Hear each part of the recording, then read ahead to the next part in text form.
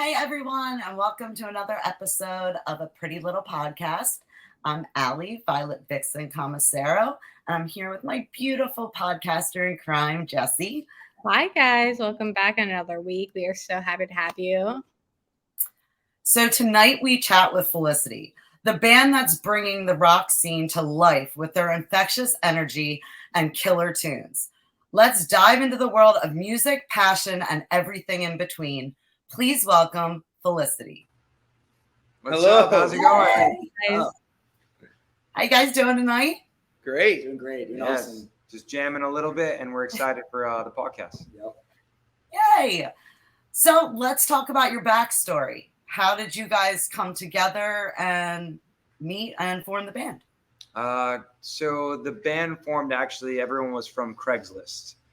Weirdly enough, it started where I put out a feeler, Drew put out a feeler, and we responded to each other, and we're like, "Hey, you want to jam a couple songs?" And he came over to my parents' garage. I was living with my parents during the time, and we started jamming a few songs, and we're like, "Hey, we don't hate each other. We liked each other, for enough during that time." And we're like, "Hey, let's just keep jamming with each other." And we were just keep writing songs. We would do a lot of covers during that time, and that's where we basically brought in everyone else. And everyone else was from Craigslist as well. We got Mike on bass, and then Cory came on guitar, and then Rashid, our current drummer, is the only one that didn't come from Craigslist. But that's basically how this band started. So it's kind of unique in that sense. That's awesome. So how did you come up with the name Felicity? I was going to college during that time, and I was reading I believe the book was Robinson Crusoe, and I was looking through the text, and I saw the word Felicity, and I was like, "What does that mean?"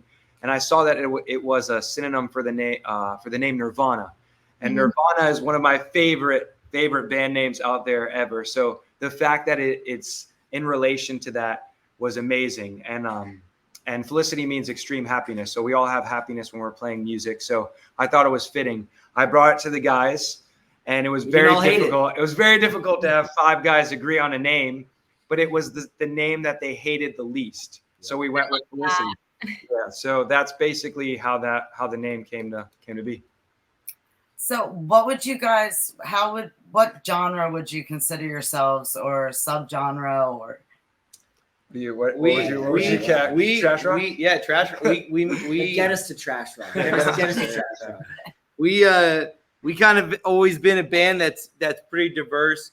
If you go listen to our back catalog all the way up into our last album we put out and what we've been putting out the last years, we have a hard time just with a very diverse musical background and the influences we have. It's sometimes we want to make a metalcore song or a pop punk song, or just our last song we put out, Lovesick Blues, I think is just a pop song, honestly. So we decided to come up with our own genre of music, and we call it trash rock, which is if you put every genre of rock music in a trash can and shake it up and dump it out, you just kind of not know what you're going to get. So sometimes we might do country, or when we did old new metal earlier this year, we just we grew up on pretty much all the Warped Tour music, and then grunge. And who are some of the bands that you grew up listening to? Story of the Year. Silverstein. Story of the Year is a huge one, actually. A Day to Remember is a huge influence for us. Silverstein is another one. Senses Fail is a big one. And then at the same time, my favorite band of all time is Limp Bizkit. So you never know what you're gonna get. And we all grew up. Believe how many people come on. And yeah, Everybody fucks with Limp Bizkit, dude. I would definitely say Senses Fail got me through high school. So I'm right there with you. I've definitely seen a lot of those bands play in Philly. We love Papa Roach. Papa Roach is a big one for us. Roach. Yeah, we're all obsessed with. Yeah. So since you brought up Lovesick Blues, I tried to go on and see how many references I could come up with first. Nice. And then I had to go in and kind of dig around and see how many the internet found. But okay, I got 21 Pilots, the reference to the band. I got Semi-Charmed Kind of Life, which is Third Eye Blind. Mm-hmm. I got All the Small Things, Blink-182. And I got 5,000 or 500 Miles by Proclaimers. I think she's Yeah, about halfway yeah. there. Pretty good There's a though. few more. Yep. That's There's pretty good. Well, holding on to you, is it holding on to you is the 21 Pilots song. Yes. So it's like we had that one. It That's is. one though. That's one. That is one. We Hank Williams. We have Over You, the song like Over You by, I think we went with Daughtry. Daughtry, Over You. Now there's theories on the internet because you actually reference Hank Williams twice. Yes. Did you mean to do that? Yes. Well, I think it was, we were like, Lovesick Blues is like you're actually literally singing the song Lovesick Blues Till I Get Over You. So that is the main, so that is one in itself as well. And like Lovesick Blues is a reference in itself. And there was the Hank Williams feature in the beginning of that song, but we took it out. Yeah. We actually had the old Lovesick Blues from Hank Williams in the beginning of the song, but then we were like, let's just cut it. Let's just get to that. It'll be on the album. It'll be on the album, but like people will be able to reference the it. The single doesn't have it in there. But yeah, so that was like probably the oldest song, right? The oldest reference would have to be Hank. Dancing in the Moonlight. That's and I think there's got to be one more. After that's got by Eric Clapton. Yeah. They have It's More Than a Feeling by Helen Bayer. Yep. They have Exactly, Dance Under the Moonlight by Jana Tama. They have I Saw the Light by Hank Williams. Yeah. Sunshine to Rain by Drew Warwick. And I'm sorry if I'm messing up. That was just the lyrics. That one wasn't even a reference. That's just Holding On to You by Miranda Lambert. Okay. Just to Be With You by The Passions. Till I Get Over You by Michelle Branch. Make It Through by Lena Crawford. And then again, Lovesick Blues with Hank Williams. I think we put in more references than we even knew. Some of those were just lyrics that fit the song that were like just there. That are people love those Easter eggs, man. Like they found more Easter eggs. We need to put the whole second verse was supposed to be like, all right, the second verse we're gonna have there's gonna be no references or Easter eggs, and then you just were like, oh yeah, there's one right there. So I was going through and I'm like, I feel like there's more than I'm getting. So that's when we dug. Yeah, a lot of references, but so fun. That's awesome. No, like crushed it. That was awesome. What made you like come up with that idea to reference all those bands and kind of pull your fans into it? It's kind of the concept of the song was, it's like it's a fictional story. You're going. But it's something everyone can relate to. It's like the character of the song has ended a relationship or broken up a relationship, and they have all the records that their ex left at their house, like vinyl records, right? And so you're going through and you're looking through the vinyl records, and every single one of them reminds you of times or experiences with that person. And so think about the person actually, like as they're telling the story, actually like looking at each record that's reminding and creating the lyrics of the song, and it's so hard to get over this person when all these classic records are sitting around that he or she left at your house. And so that was kind of the original concept, and then it was like a cool fun puzzle to make from there of trying to create a storyline out of the lyrics. And we did a similar thing with our song Emo Trash, where we took all these old we had a song called Emo Trash. We took emo songs, emo bands, and emo lyrics and shit like that to build the new song. And so this is like the pop love song version of that. And I don't know. We find it's always clever. Like I think hip hop does a lot of fun wordplay. That's always like saying a lyric, but it's actually like referencing the previous lyric or something like that. And so we just try to be clever and original when we're songwriting. And that was one that I think was definitely a lot of fun to make because you're almost like fitting a puzzle together with it. I think there's do you guys have like a routine with your creative process, or is it kind of different for every song? I think for the most part, like the band is unique where like, since we all have all these differences in like bands that we love and bands that we grew up with, I think we all kind of like put that into the sauce kind of like, and that's how the song gets created. Sometimes there might be an initial idea though, that one of us will come and be like, hey, I want to write a song that is like emo trash or something like that in relation to like, I want to throw out all these emo lyrics and see if we could create a song. sometimes they'll come with like a riff melody idea as well. We'll be like, hey, we want to get people bouncing and jumping up, so let's come up with something like that. And then the lyrics will follow suit and the theme will come. So it's kind of like, it's a creative process where we all kind of throw in our ideas. Whose idea was Charlie Sheen? Charlie Sheen actually came to. It was like all of us. It was basically all of us.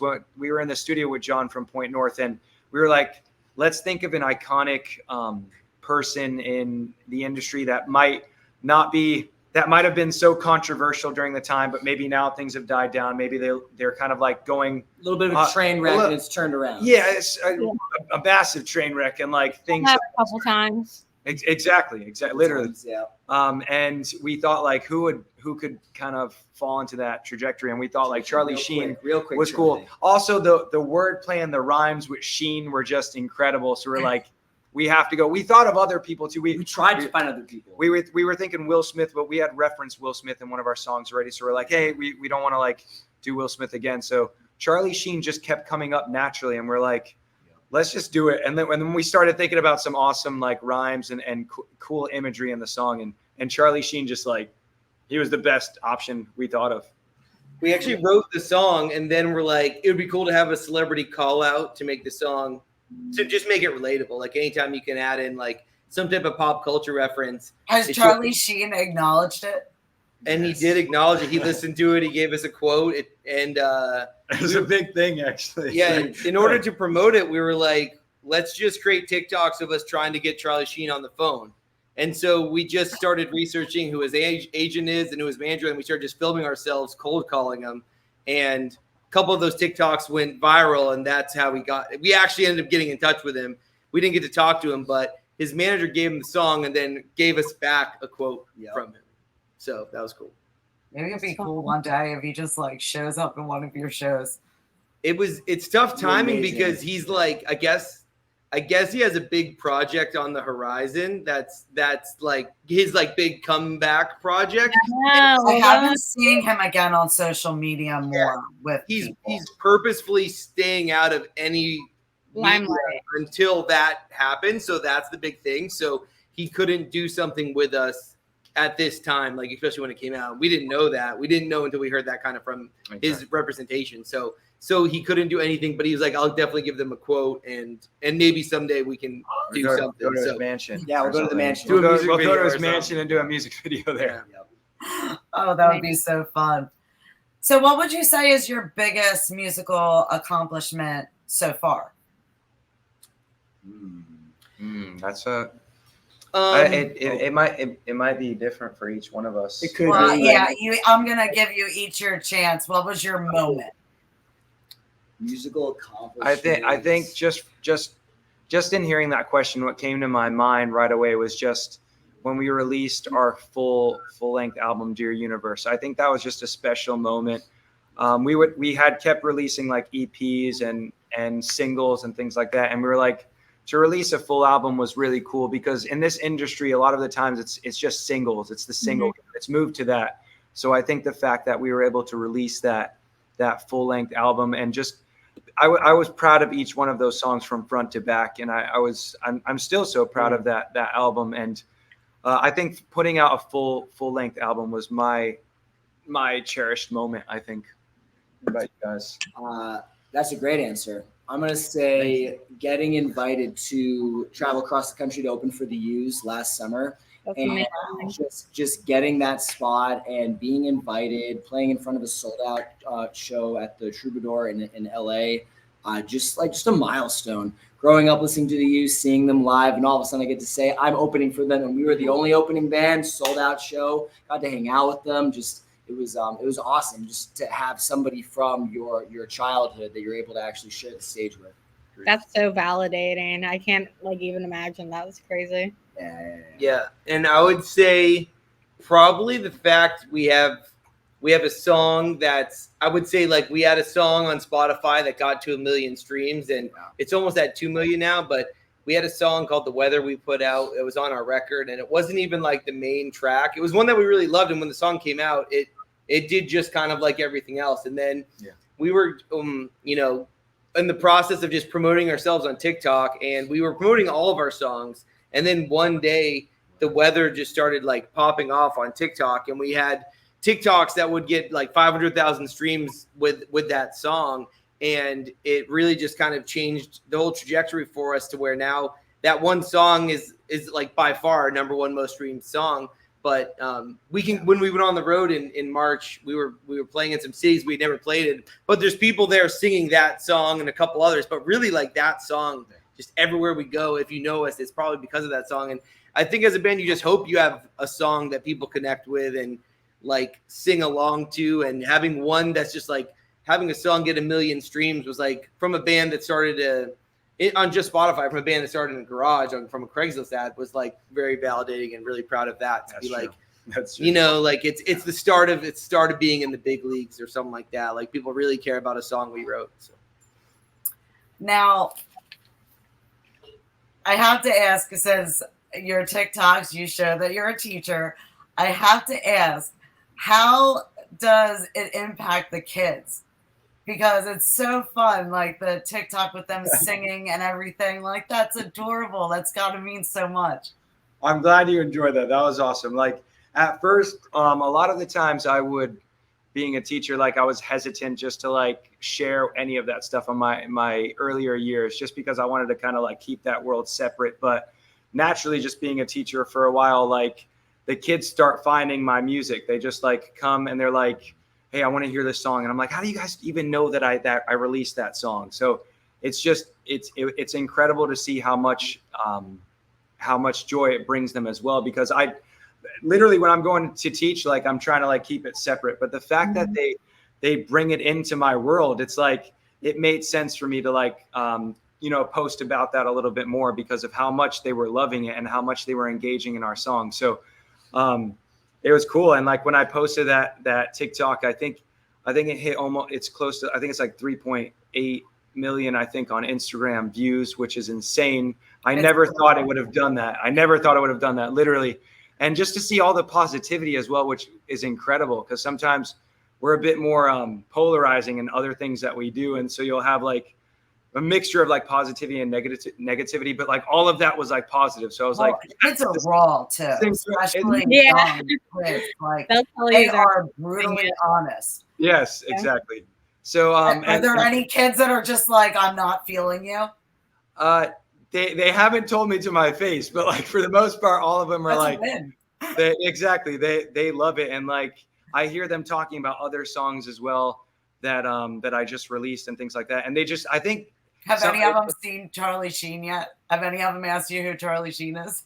Yes, a few of them have been like, who is that? They have no idea who Charlie Sheen is, like, because it's just an older actor. But figure that out on your own time. Exactly. I was like, I'm not going to get into that, so you guys have to like don't search that stuff, but like just listen to the song, because the song is fine. But they just find like a lot of the TikToks, a lot of the videos, and they play all the songs, and it kind of inspires a lot of them too, because some of them have even said like, hey, I brought a guitar, and they're like, could you teach me a few chords and things like that. So it's cool, because I feel like I'm in one world, I'm like teaching them math and like science and reading, and then they're coming to class with a guitar as well, and they're like, hey, you inspired me to like pick up a guitar and like sing. So I think that's really cool, and that's something that I wasn't expecting, and I thought it was cool that I'm able to bring those two worlds together. That's awesome. I was gonna say it's good that you have that and you can bring those two worlds together, because I can only imagine one of my best friends is a teacher, and he's like doesn't have his name on anything, and these kids can find, they're like the CIA agents. They're like, I found your Instagram, and he's like, that doesn't even have my name on it. So the success that you're having, of course they'd come in with that, Exactly. It's crazy that sometimes I'm like, yeah, what are you guys doing? Like, can't be searching those TikToks and things like that. But what do the other teachers think of your methods? Actually, one of the other teachers had seen it recently, and she was shocked like at the virality from it. And she was like, do your kids actually sing the songs with you? I'm like, yes, they actually do. And they were just shocked, and to the fact that they wanted to come in the classroom and hear it like live. So it was really cool. They all really love it too. They're all pretty supportive as well. And they've been to shows as well. So it's cool. So as far as back to the band, as far as before your shows, do you have any rituals or routines that you do? Well, they can't find me before shows like ever, so that's probably my own ritual. I have to keep that mysterious. They don't know where I disappear to for like 30 minutes, right? Before the show. Yeah, sure, warm up time. You probably go to the bathroom. You don't know what I'm doing there. I might not be warming up. You have no idea. We used to sing Wonderwall in a group a cappella right before going on stage, but we haven't done that in a while. We do. That's great. Me and you do fireball shots. Yeah, we all used the to time, do a right? shot. It's the worst. It's the worst shot. Try to do a shot of Fireball or at least some type of whiskey maybe before we play. We really don't have any crazy traditions. We do right before we start playing. We do a band huddle. And Kind of like the Power Rings Unite. We try to come up with something to say. We've been really leaving it to Rashid lately to be Rashid, the one to talk. Our drummer. I honestly never hear it though because my in-ears are in. It's so loud. I don't even know what he's saying. Yeah, we don't have anything too crazy. Maybe when we're on like a like 2-month tour someday, We'll figure something. we'll out. have to put in some habits and some tour routines. But right now, our shows are kind of sporadic at the point where every one is like a new adventure. Like we don't.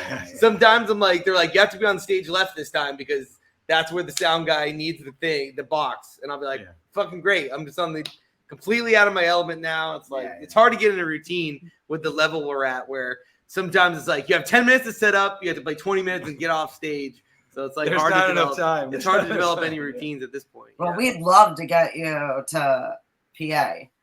Yeah, we played Lancaster and Philadelphia and Pittsburgh, but not since before COVID. So we got to get back up there. We were kind of close. We were New York City was the closest. That was the closest. Yeah, closest. Yeah. Recently, at least. Yeah. I threw your name out to a couple of my friends that have venues because I would love to see it. And I was also saying we had Mark from 408 on. Mm-hmm. And I just think that would be an amazing show. Throw definitely maybe in there. We were supposed to. Well, they're from Orlando. We played shows with them for forever, and we were supposed to be doing a run earlier this year, and we had just gotten another tour off. We had just come back from tour right when theirs was going to start, and just the timing didn't line up. So I'd say I heard your new song, the breakup song that you've been like keep putting all the teasers and everything out, and that song just goes in right with their songs, and I would be here for it. That's crazy. That's crazy. That song comes out in a week. Yeah, we're really excited for that. Yeah, we decided to release it. Next week it drops next Tuesday. And so far everyone seems pretty hyped for it. And so did you release the name yet, or? Yes, it's called Nights in Your Bed. Nights in Your Bed. Nights in Your Bed. And it's I'd say it's a big anthemic kind of pop punk vibe, but I don't know. When we were writing it, we wanted to write a song. We started with like, let's write a song like Everlong by the Foo Fighters, which is that's a crazy sentence to say because that's one of the great bar pretty high. But we were like, we want a song that just has that kind of vibe and uniqueness, and it kind of just went off from there. And it's a song. I don't know. I'm really, really proud of it. Anytime we do something that's like kind of a completely different vibe than anything we've done before, which I think we did with Lovesick Blues and Charlie Sheen. So all the songs we've released this year, we're kind of just like trying out completely new shit that we've never done before, which is, I think, what more bands should do because you never know what's here for it. that really takes off. So yeah, I'm excited to sing that one live though. There's like a specific part right in the beginning that I already know when I put that microphone out, everyone's going to be singing that. So it's going to be fun. Oh, that's exciting. So, as far as the craziest thing that has happened at a live performance, you guys are very high energy, so I would imagine there's some fun people in the crowd. You're all thinking real hard. Now I'm trying to think. We'll get in the pits. Yep. We've had crowd surfing. I'm trying to think what's been crazy. I think the fact that literally all of us will literally jump in the crowd and just be in the mosh pit with our instruments playing, and like no one gets hurt, which is great. But the fact that we're in there in the pit with everyone, they love that experience. I think it's sometimes people are like taken aback. They're like, damn, they're all in the, like no one's on the stage. The only one person's on the stage is our drummer. And like the rest of us are like somewhere around the venue, like performing. I think that's really cool.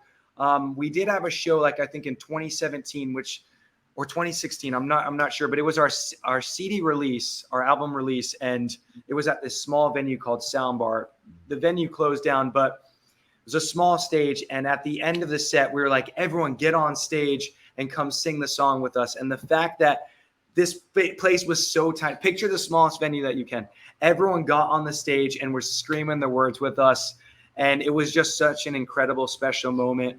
And when we post those pictures now, people are like, God damn, I can't believe like everyone got on stage with you to sing that. So that was definitely one of the craziest moments, I think. I love those intimate shows. Yeah. It was crazy. That was a good Crazy. There's probably like 300 people. It's like, literally like, I don't know how many people were on the stage. I remember It's we like, played, I mean, we've been lucky enough. We've all like fallen down or had shit happen. But I remember we were playing with, I think it was a band. What was the band? Anyways, I think it was Settle Your Scores. But the bass player jumped, and when he landed, his feet went through the stage. It was. His foot went fucking pulled all the way down to his knee. It was a makeshift stage, though. It wasn't like a pro stage. But it was just like still though. Yeah, to jump and to go through the stage is pretty damn crazy. Yeah. I mean, we've seen shit like that. I mean, nothing really phases us at this point. No, but that was an interesting one for sure. Yeah. So I can get the whole vision. Did he keep performing going through the stage? Pulled his leg out, and we were all had to, the rest of the day. We had like everyone. There's a giant hole in the stage. Like, be careful. Avoid that spot. Every other band that day, because there was a lot of bands playing that day, had to like be careful of that hole in the stage. Yeah. Put a cone over it. Like don't step here. Yeah. Mm-hmm. So as far as your favorite city or venue to play in? I think for me, it would be right now, it would be the Masquerade in Atlanta. It's just the fact that there's like there's three venues in there, right? Yeah. The Masquerade, there's 3 venues in there. It's so cool when you're performing there, because when you're backstage, you could be watching like another band with a completely different genre, and then you just walk to the next stage and you watch another band with a completely different genre, and it's like they're all packed, and then literally you'll go perform on your stage. Oh, So that's fun. it's just so cool. Like the feel, they have wonderful showers as well. And when you're touring and like there's no places for you to like shower, like it's great that Masquerade is so like kind. It's just like a venue that thinks about the artist a lot, and like it's just really cool. That's one of my favorite places, and that's for me, Masquerade. City-wise, I love playing in New York. New York's just fun to be in. Yep. Yeah. Walking around, exploring. Great energy. Yeah, it's just it's so much fun. We still haven't played like Madison Square Gardens yet. Yeah, but, you know, that day will come.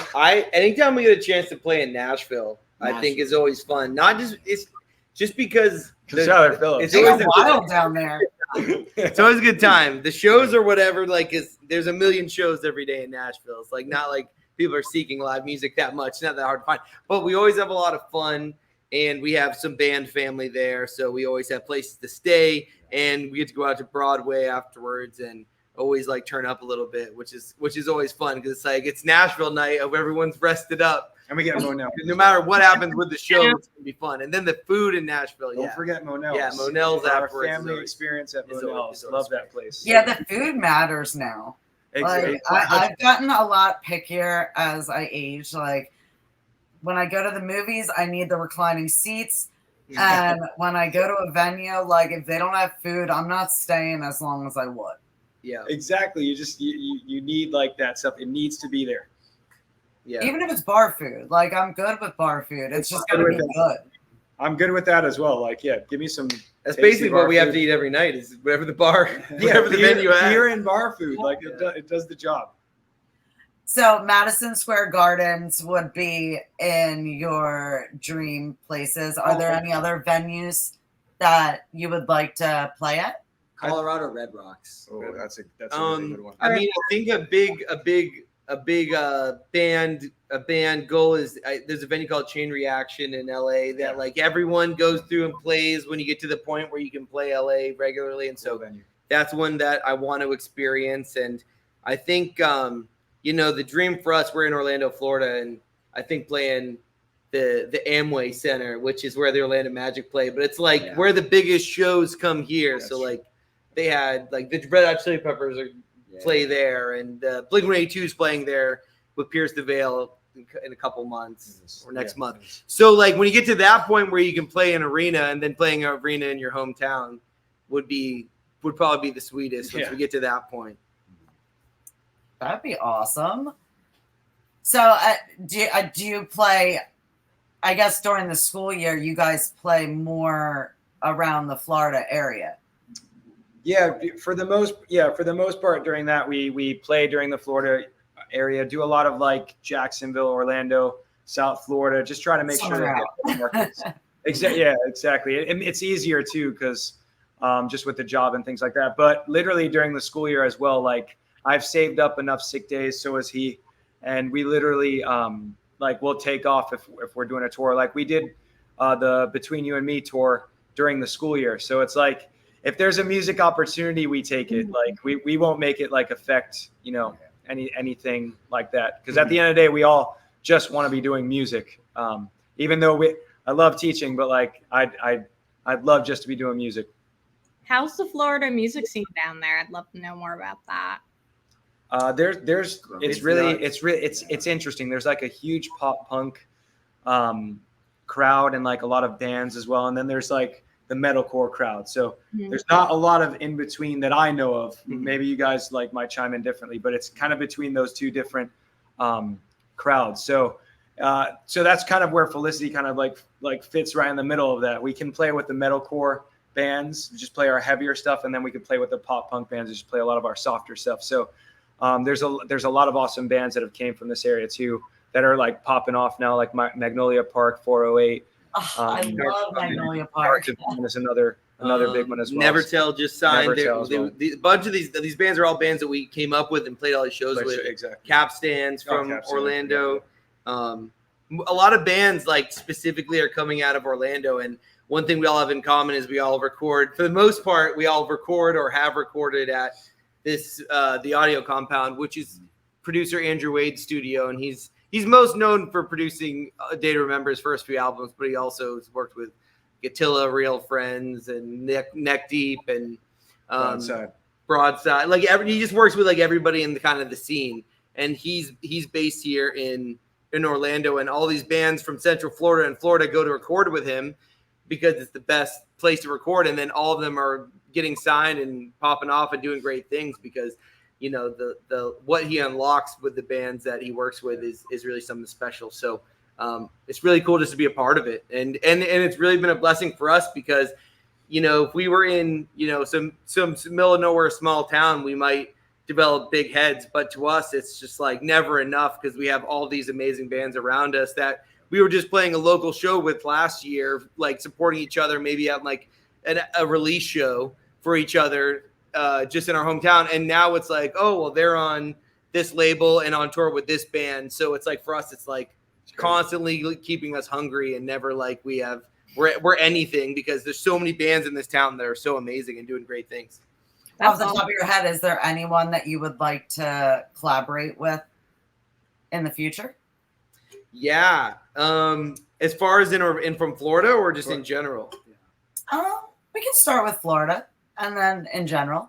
Yeah, I think collaborating with like a lot. We collaborating with Mag Park would be a lot of fun. I think we would come up with something really cool. I think collaborating with Capstan would be really cool.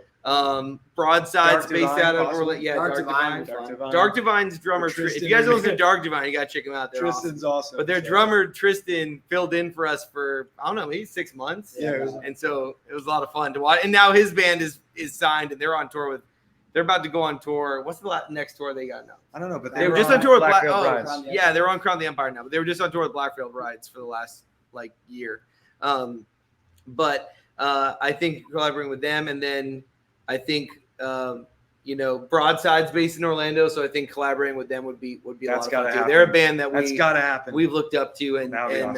And love, so that'd be really cool. And then in general, I think collaborating with with Post Malone would be my dream. That would be awesome. Yeah, to do like a rock song with Post Malone. Could we make that happen like soon? Yeah. Hopefully. Let's do it. We can put it into the universe. Let's do it. Let's do it. Put it into existence. Hashtag it on everything.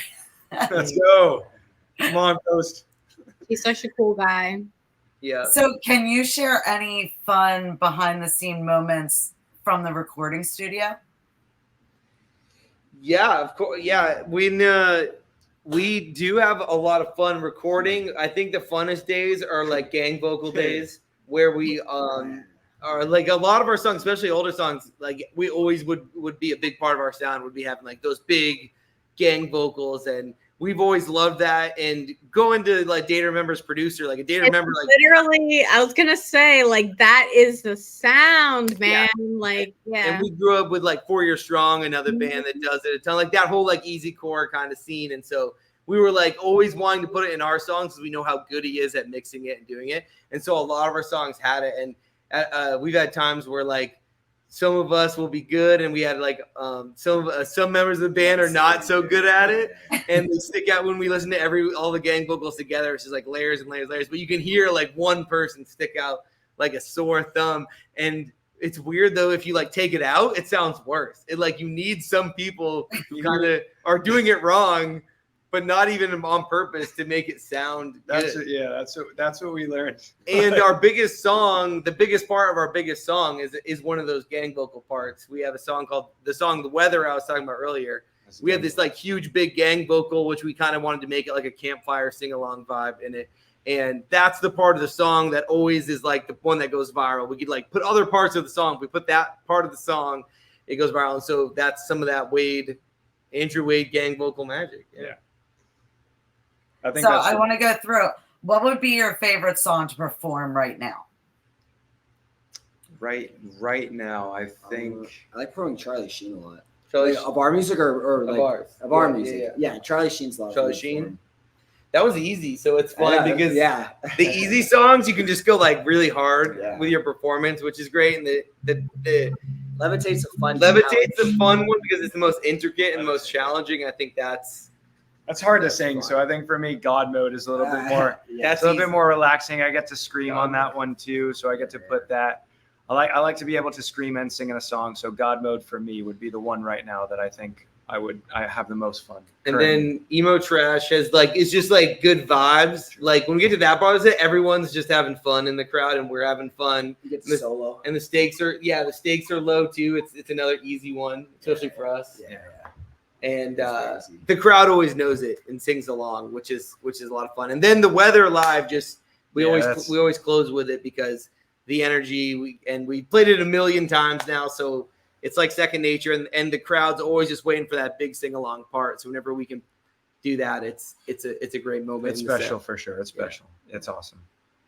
So you guys are really good with posting videos and reels and TikToks. What advice would you give for the younger generation that are trying to kind of get into the music scene and how to promote themselves and kind of like have fun with it? I think that what the last part that you said, it's important to definitely do stuff that you want to do stuff that you feel is fun, that you enjoy creating, because if you enjoy creating it, at the end of the day, it doesn't feel like a chore for you. And I feel like make sure that you always have fun and find ways to incorporate the music. Sometimes it doesn't even have to incorporate the music or the sound. You could just be posting a funny conversation that you're having with your bandmate and post it. And sometimes those things blow up because of how authentic and organic they are. So I think that's an important thing to do. Have fun with things, be authentic, be organic with it. And don't get discouraged as well. Because a lot of times, like, a lot of creators that I speak with and bands that I speak with sometimes get discouraged with the fact that they go, I take all this time to create this content and I post it and it gets like 10 views or something like that. And I'm like, at the end of the day, you're still creating something in the world that wasn't there before. So be proud of that fact.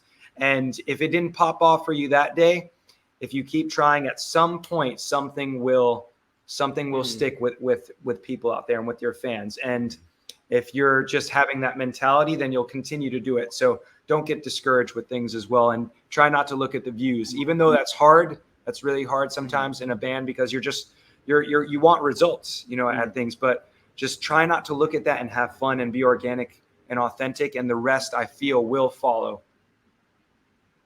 Because it's so fun that I love the videos that you have done with your parents too. Like you had your mom on.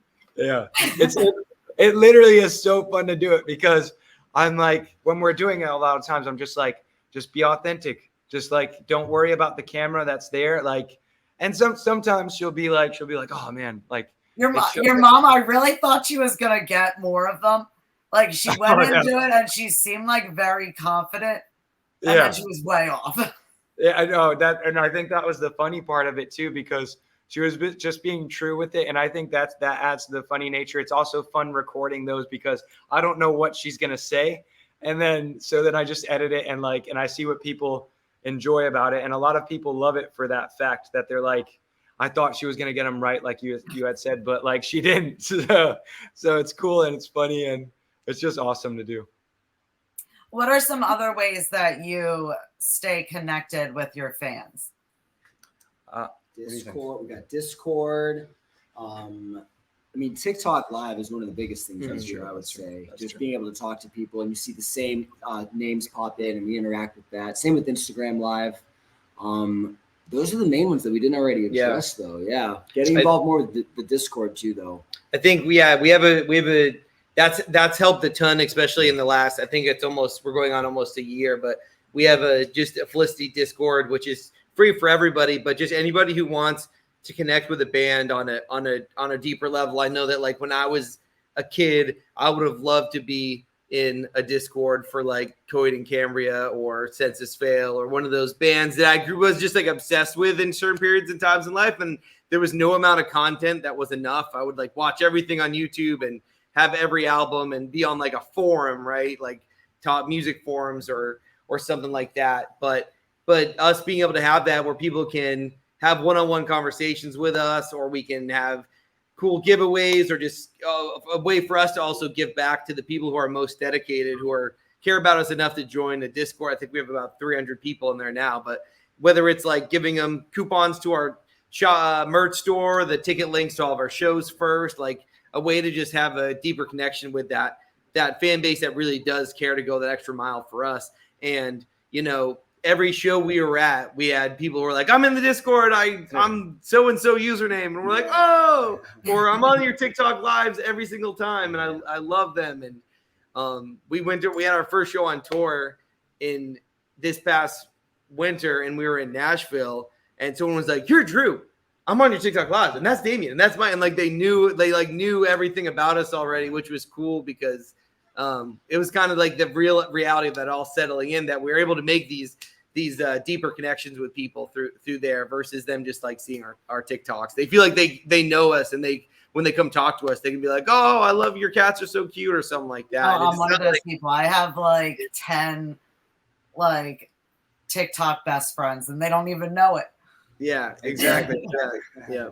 So it's a lot of, that's been like the main ways I'd say. Yeah. Discord and TikTok Live it's hard at first, but it's really, really, it can be really, really important in a great way to get people from like a fan to like a big fan, or like, I'm not going to miss any show they come into town versus just streaming you on Spotify. I think that's where you bring them to that next level, is some type of more like real connection with them.